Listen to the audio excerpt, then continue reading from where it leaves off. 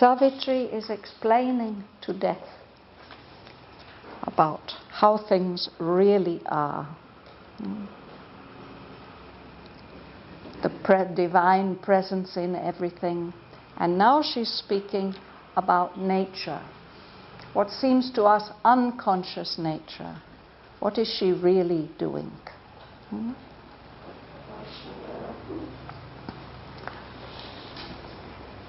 So I'm going to go back to line 134, just so that we've got the continuity. The mighty mother her creation wrought,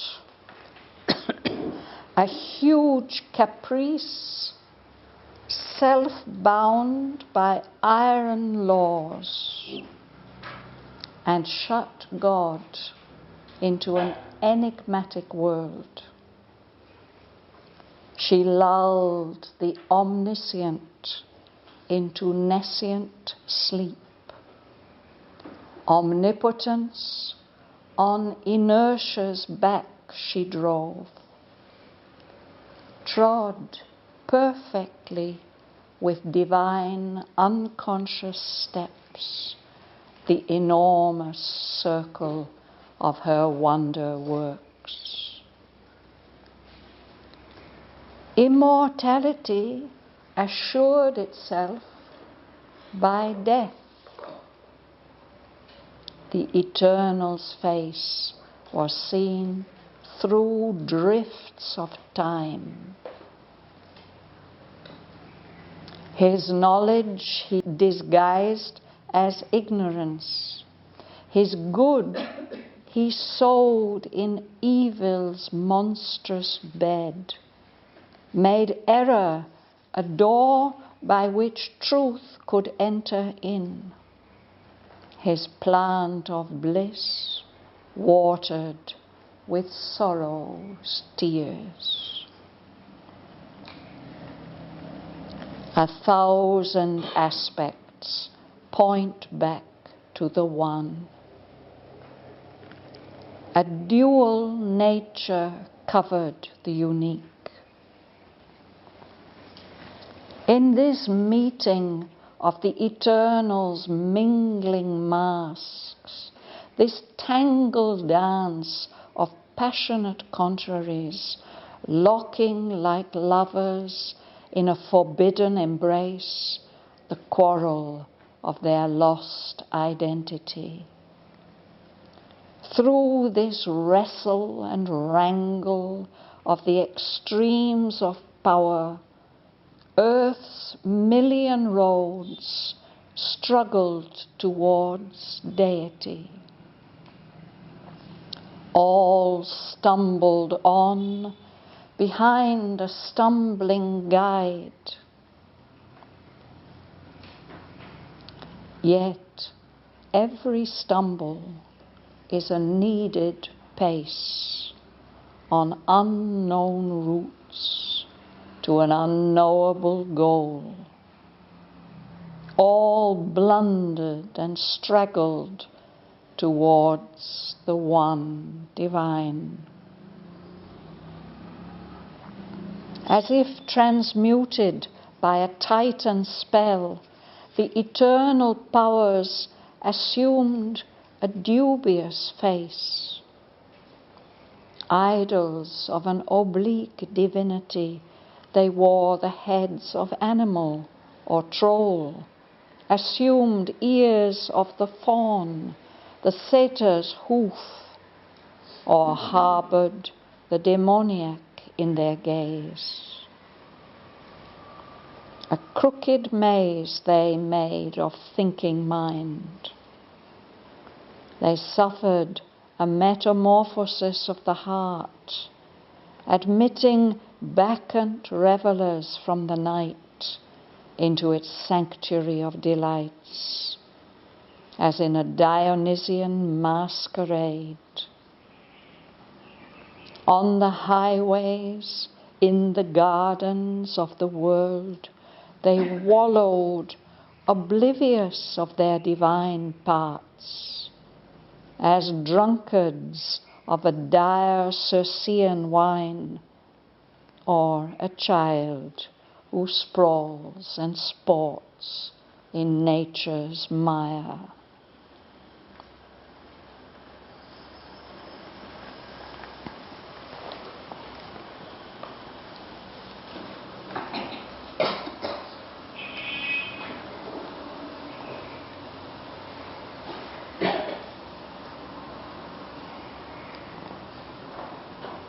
Quite mysterious, huh?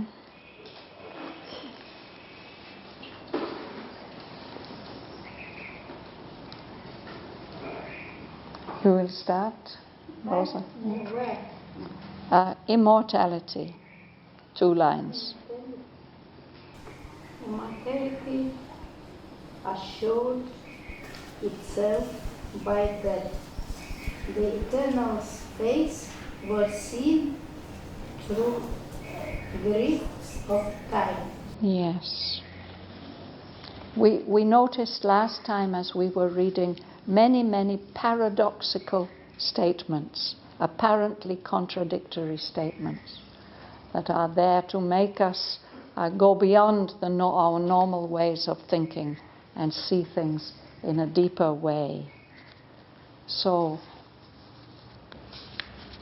what the fulfillment of this manifestation is aiming at immortality, that we should all evolve at least to the consciousness of immortality, if not the full physical state of immortality.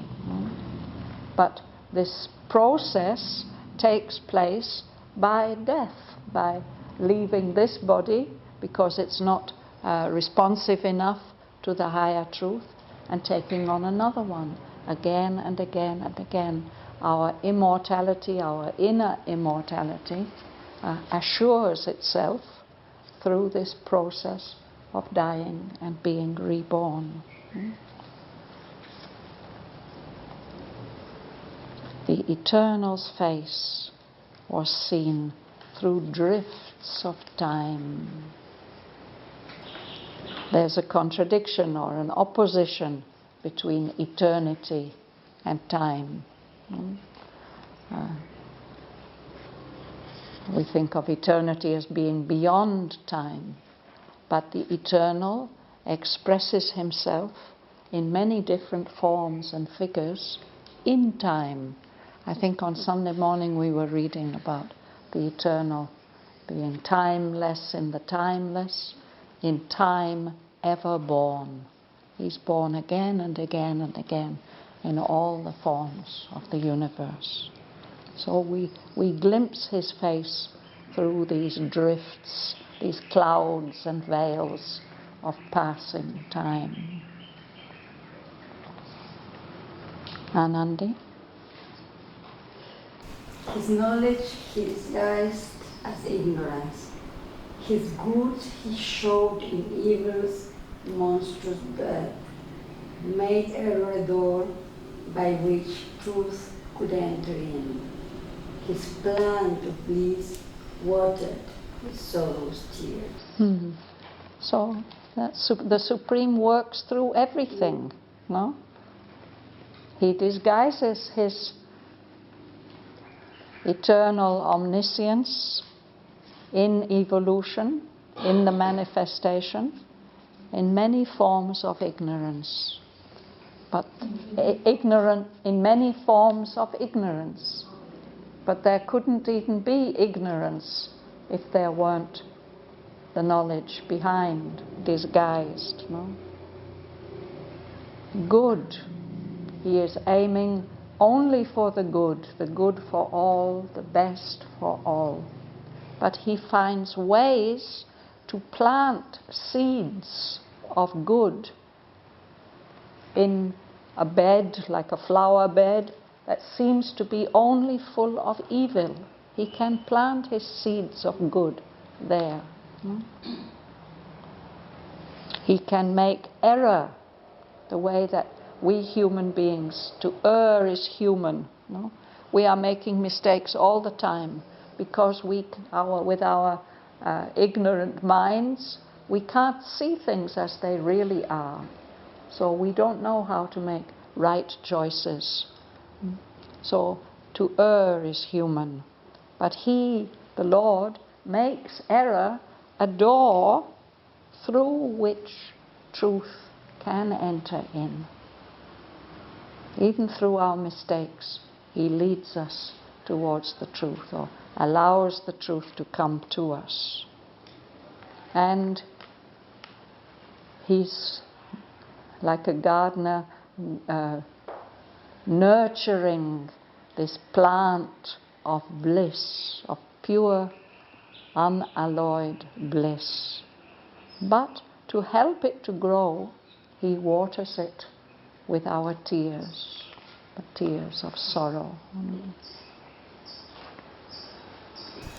These three lines, just resembles asatoma, satgamaya, tamasoma, jyotirgamaya, mrityoma, amatanga, Upanishads. Yes. So that you have to explain, not everybody knows what it means, no? Tamasoma, from the darkness, lead me to the light. From the non-existence to the existence. Through death to eternal life.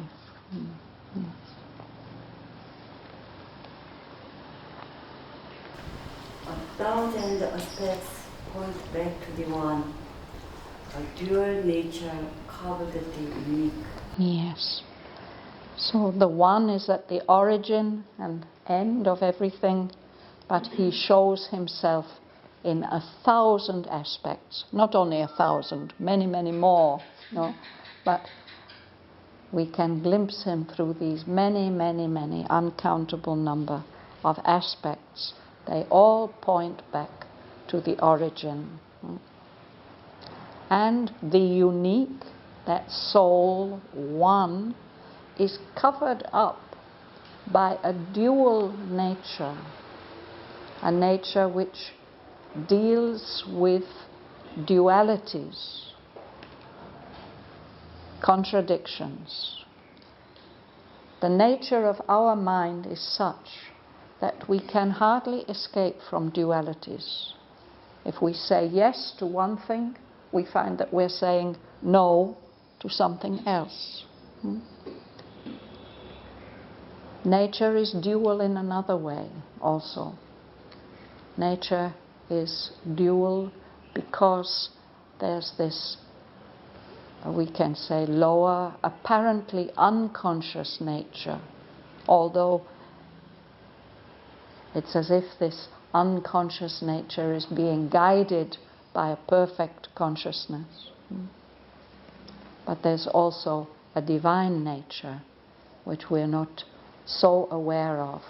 And these are two aspects of one truth and one force and one power.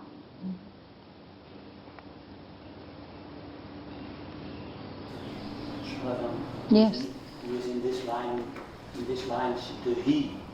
This is the eternal. Yeah, Dr. Nadkarni used to say the three most difficult words in Savitri are he, she, and it.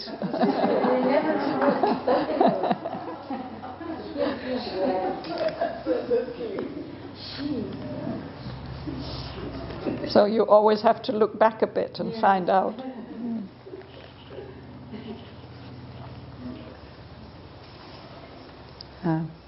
Martin. In this meeting of the Eternal's mingling mass, this tangle dance of passionate contraries, locking like lovers in a forbidden embrace, the quarrel of their lost identity. Through this wrestle and wrangle of the extremes of power, Earth's million roads struggled towards deity. This is what is going on. No? There's a meeting of all these disguises, masks. Of course, we have a different spelling of this word, which means a face that you put over your own face. to disguise your identity. But if many people do that and dress themselves up and hide their faces, disguise themselves, and form a dance or a drama, that is called a mask with this French spelling, Q-U-E-S. So the Eternal, the Lord, is expressing himself through many masks, and they are moving and dancing and mingling. They join each other, they part again. It's all very confusing. He says it's a tangled dance. Tangle, it's when you go out on the motorbike and your hair gets all tangled and you can't get the comb through it. It's a dance that's like that. Everything is inextricably tied up with everything else. A tangled dance of passionate contraries. Each side believes it's right, the opposites. But they are joined together, these passionate contraries. They are like lovers in a secret, forbidden embrace. What they are doing actually is bringing together the quarrel of their lost identity.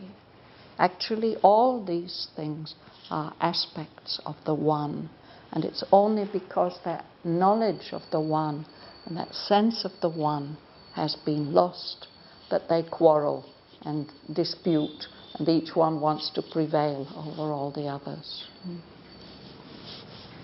All contraries prepare for me somewhere. In book 3, Canto 2, yes. So, through all this confusion, this mingling, this locking and quarreling, this wrestle and wrangle. A wrangle is also a kind of quarrel. You want to have something and somebody wants to take it away from you. No? This is all going on between the extremes of power, different aspects of divine force. And through all this confusion, Earth's million roads, all the uncountable number of roads, they're all struggling. They're struggling towards deity, a divine conclusion. We can watch it going on all around us.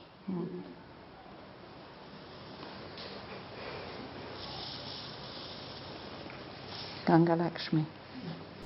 All stumbled on behind a stumbling guide, yet every stumble is a needed pace on a no route to an unknowable goal. Go on, one more line. Okay. All blundered and struggled towards the one divine. That's a marvelous line. Oh, blundering. You don't know where you're going. It's dark. You bang into things, trip over things, blundering. And straggling. This means that not everybody's moving together. It's not a cohesive movement. There are people moving in all different directions and getting lost and getting left behind. Everything is blundering and straggling on towards the one divine. It's a very nice description of what's happening in evolution. Yet, every stumble is a needed pace. A stumbling guide. I'm not sure who this stumbling guide is. But anyway, it's a guide with a capital G, some power. No? Yet every stumble is a needed pace. Every mistake that we make is something that's necessary for our progress. It's a needed step. A pace is a step on these unknown routes, these million roads to an unknowable goal. We can't know the goal. It's not only unknown, it is unknowable. It's something that's beyond the capacity of our mind to find. But it's all blundering and straggling towards the one divine. Arnold Ponde said the stumbling man is the mind. Yes, I think it would be the mind, the stumbling guide. Yes. Who said? Dr. Arnold Ponde. Dr. Pandey said, yes. It looks to me as if it should be the mind. And now he's going to speak about the way that the divine powers disguise themselves to our human perception, or are disguised to our human perception. I can't see who's behind there. Sarojini. Yes, would you read Sarojini? As if transmuted by a titan spirit, the eternal powers assumed a dubious face. Adults of an Oblique divinity. They were the heads of animals or throne, assumed years of their fall. The satyrs, or heartbound harmony in their gaze. Yes, we'll pause there. It's a long sentence. So the eternal powers, it's as if they've been put under an enchanter's spell. Somebody's done black magic and changed their appearance. They put on a dubious face, a very doubtful, ambiguous, ununderstandable appearance. They appear as idols. An idol is a figure of which represents a divinity. These forms which they take are idols of an oblique divinity. It's not coming directly, it's showing itself in an indirect way. This reminds us of the old images we know from history, or the history of art, that the forms that human beings imaged the gods in. They gave them animal heads, or trolls. Trolls are beings of earth. They're in the Scandinavian mythology. They're somehow made of rock, but they can become alive at night. But as soon as there's a gleam of light, they turn back into stone again. And they're quite unpleasant beings. Or they wear fawn's ears. A fawn is a wood spirit, a forest spirit, and he has little pointed ears like an animal, a fawn. Or he has hoofs like a goat, the satyr's hoof. These are semi-divine beings that we find in the different mythologies. Fauns and satyrs, they are in the Greek and Latin mythology. And they may even, in their way of appearance, they may seem to be demons. They may seem to be evil spirits. There's something terrifying and terrible in their gaze. Mm. So these eternal powers, in the course of evolution, in the course of development and in human consciousness,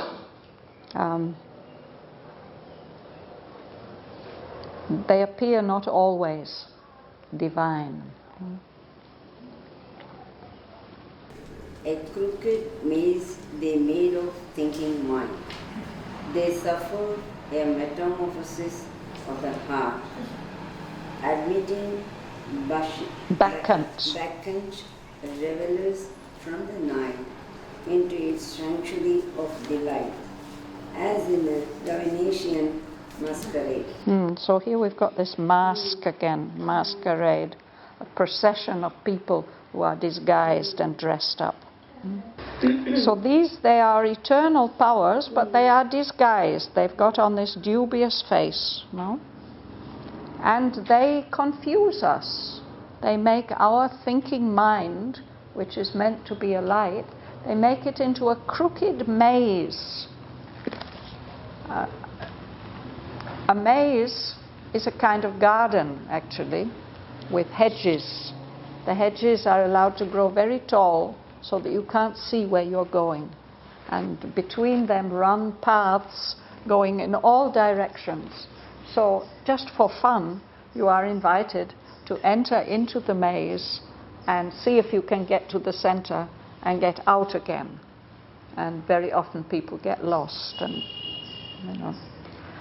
So a crooked maze, it's a kind of labyrinth where you can't find your way. They've turned our thinking mind into something like that. Very, very confusing. They've also allowed, here I think the word suffered is used in the sense to allow. They have allowed a change in the heart. Metamorphosis. It means a change of shape, a change of form. And they are also allowing, admitting, letting in these revelers, these people who are partying wildly. They're having a wild party. It allows those revelers, those crazy beings, to enter into the heart, out of the darkness of the night, into the heart's sanctuary of delights. The heart is the center of the emotional being, and there it shelters all different kinds of delight and bliss. But these wild revelers can also come in. And then he says, then it's like a Dionysian masquerade. We have the word bacchant, and Dionysian. These two adjectives are equivalent. Dionysus in Greek is the god of wine, and he was worshipped with drunken revels, so far as we can make out, mainly by women, dancing wildly.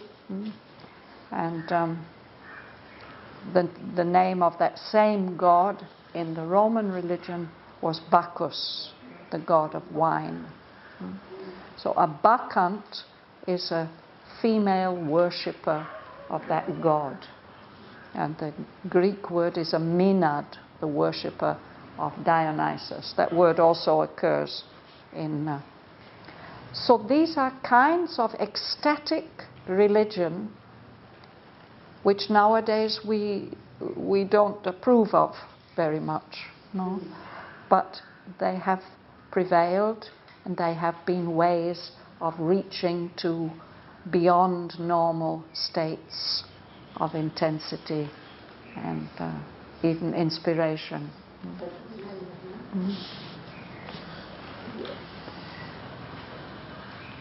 But perhaps these bacchant forms, these Dionysian forms, they are a distortion of the true bliss, the true pure divine bliss.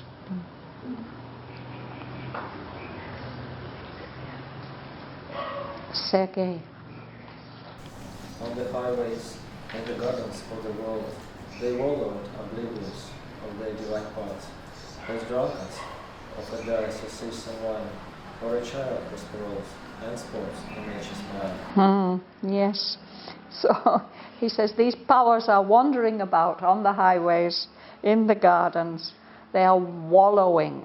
Wallowing is what pigs and hippopotamuses do when they find some nice mud. They roll in it and cover themselves. They enjoy it. So nice and cooling, and cover yourself in mud. So this is mire that they're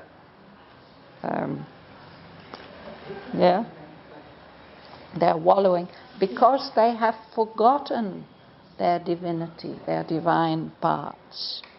And they are drunk with this dire, this terrible Circean wine. So Circe is an enchantress who comes in the story of Ulysses. On his wanderings, the god of the sea will not allow him to return home.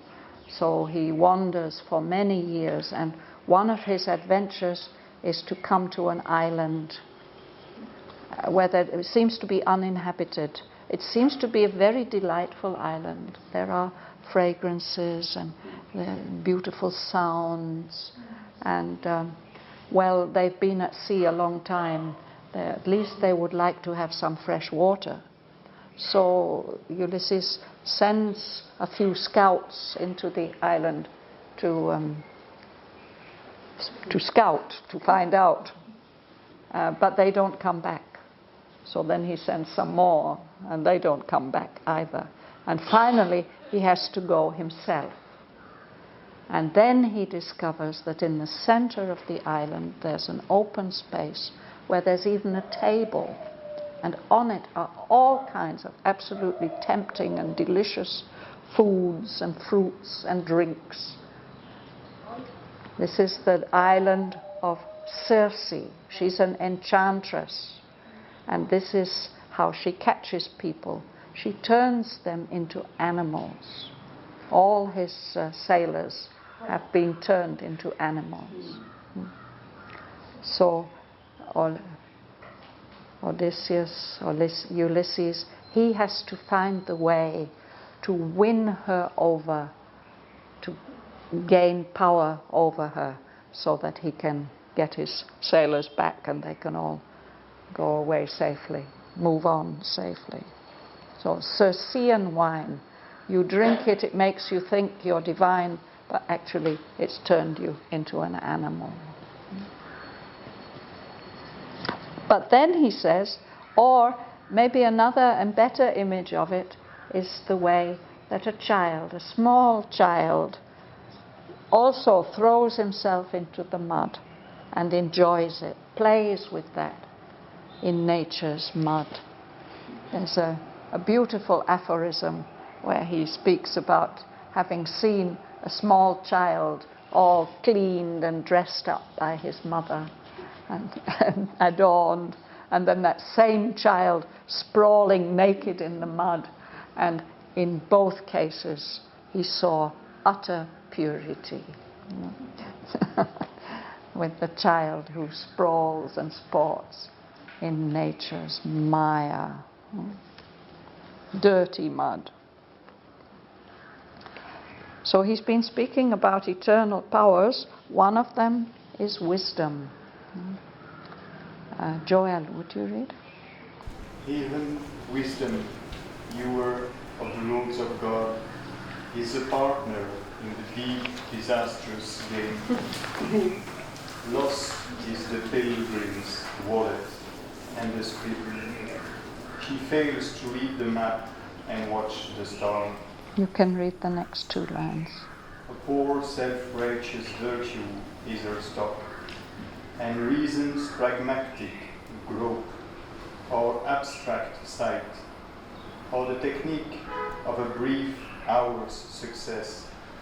She teaches, an usher in utilities school. Yes. So again, some amazing allusions here. So wisdom, of course, is the highest power that we have access, and wisdom should cut clear ways to hew. If you are traveling through a thick forest, you may have to hew your way through. Also, if you might have to hew your way through rock. So wisdom is the one who cuts the clear ways of God. The roads can pass through for us. No? But even she becomes a participant, a partner in this game, this terrible, deep, disastrous game. Wisdom lost is the pilgrim's wallet and the scrip. This is one of a couple of allusions in this poem to a book called The Pilgrim's Progress. Anybody has heard of this book? Yeah. It's in our library. You can borrow it and read it. It used to be in England, apart from the Bible, the most read book.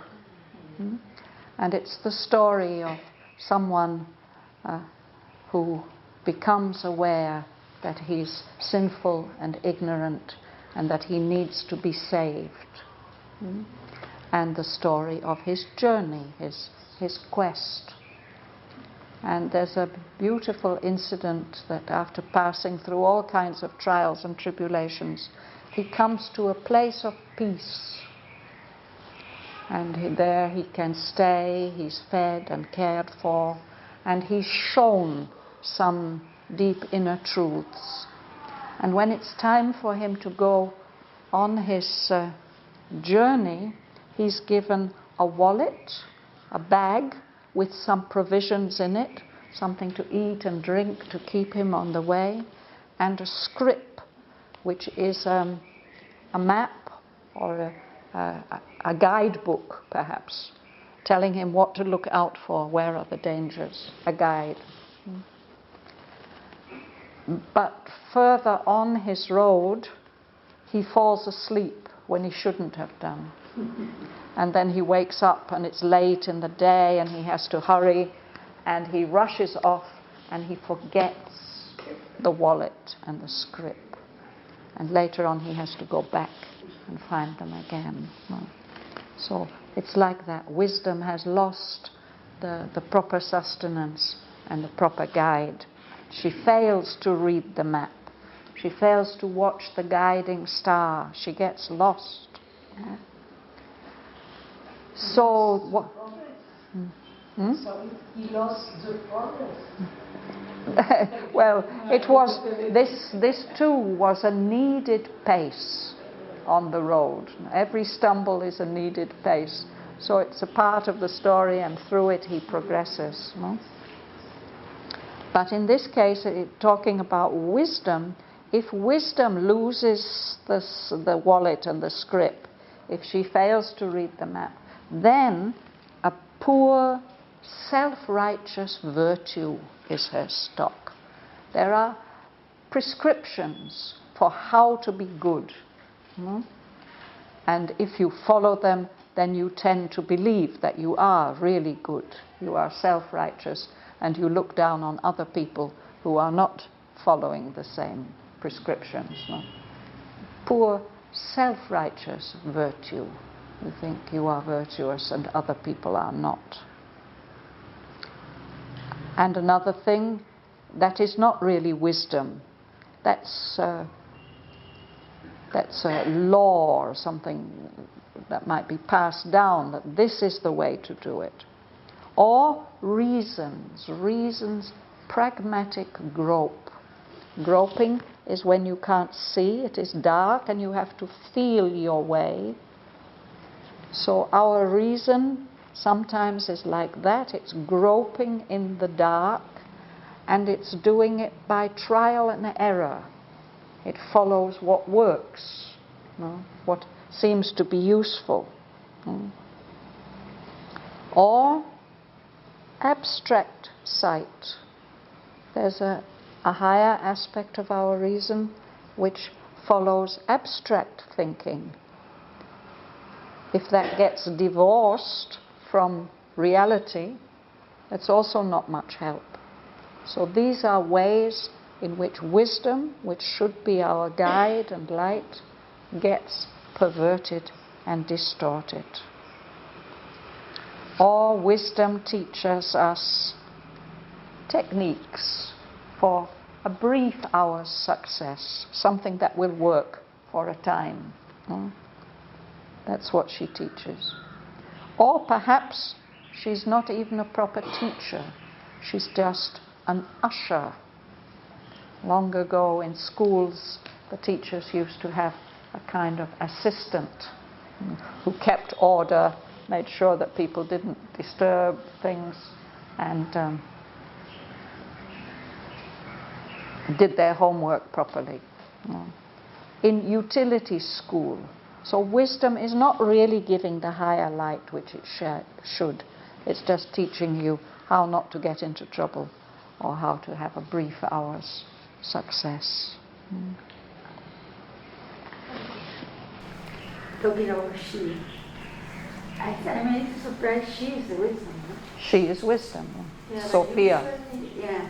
Wisdom. Usually, Shraddhavan doesn't use she or he for this kind of thing. I'm a little surprised. Well, it's personification, which happens in poetry. Yes, he needs, if he's going to say, give us these pictures, it is no use, no? Yeah. I think I would like to stop there today. Anybody? It's a difficult passage, isn't it? With many allusions and complicated pictures. If anybody wants to ask anything. I would like to ask, because I haven't been here regularly enough doing my homework, where are we in his generalized statement? He's saying the eternal powers assumed a dubious... This is she. Savitri is describing. Death has painted for her a dreadful picture of our life. The unreality, the futility, the uselessness of the universe as a whole. And Savitri is showing him that it's not really like that. So that even these negative aspects, all this stumbling and straggling and blundering, even all these distortions of the divine powers, all of them are a necessary part of the picture. So when he's saying assumed, or she is... He's saying assumed. She says in the course of evolution is what... Yes. That's what that yes. Yes. In this a very confusing world where so many things are emerging and emerging blindly. Still. But she's acknowledging the negative aspect of it. There are these negative aspects. Yes, really, they are there. Let's recognize them. But let's recognize that maybe this is just an infant, a child, sprawling and sporting in nature's mire, rolling about and enjoying the messy part of nature. And she is going to continue about wisdom, knowledge, how we will come to a greater light. Perhaps we can read that next time.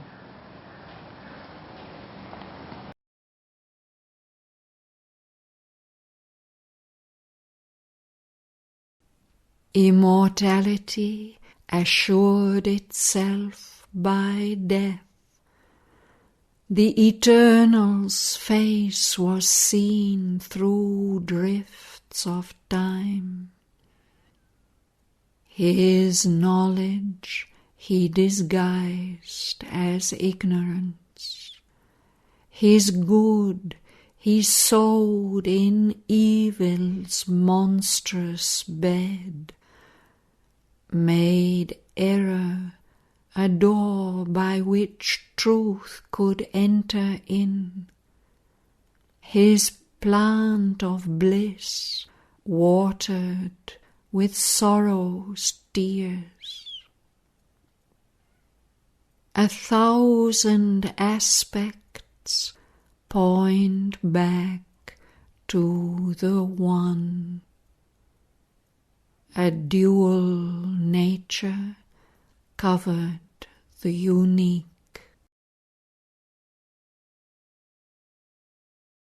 In this meeting of the Eternal's mingling masks, this tangled dance of passionate contraries, locking like lovers in a forbidden embrace, the quarrel of their lost identity. Through this wrestle and wrangle of the extremes of power, Earth's million roads struggled towards deity. All stumbled on behind a stumbling guide, yet every stumble is a needed pace on unknown routes to an unknowable goal. All blundered and straggled towards the one divine. As if transmuted by a Titan spell, the eternal powers assumed a dubious face. Idols of an oblique divinity, they wore the heads of animal or troll, assumed ears of the fawn, the satyr's hoof, or harboured the demoniac in their gaze. A crooked maze they made of thinking mind. They suffered a metamorphosis of the heart, admitting Bacchant revellers from the night into its sanctuary of delights, as in a Dionysian masquerade. On the highways, in the gardens of the world, they wallowed, oblivious of their divine parts, as drunkards of a dire Circean wine, or a child who sprawls and sports in nature's mire. Even wisdom, hewer of the roads of God, is a partner in the deep, disastrous game. Lost is the pilgrim's wallet and the scrip. She fails to read the map and watch the star. A poor, self-righteous virtue is her stock, and reason's pragmatic grope or abstract sight, or the technique of a brief hour's success she teaches, an usher in utility's school.